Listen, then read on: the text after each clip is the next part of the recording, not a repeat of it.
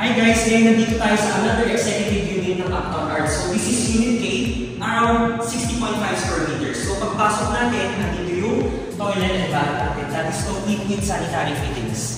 So what you see is what you'll be getting already in this unit. Kasi actual na to. Dito naman guys, we have the kitchen. Upgraded na lahat. From single door fridge, ginawang 2-door. We have sink and faucet from Frank, which is a Swiss brand. Meron tayong backsplash tiles, pin lights, soft close cabinets. We also have 2-zone induction ventilator. And ang maganda sa kitchen natin, it's L-shaped countertop. Tapos dito yung maid's room area natin. Meron din siyang sariling toilet and bath.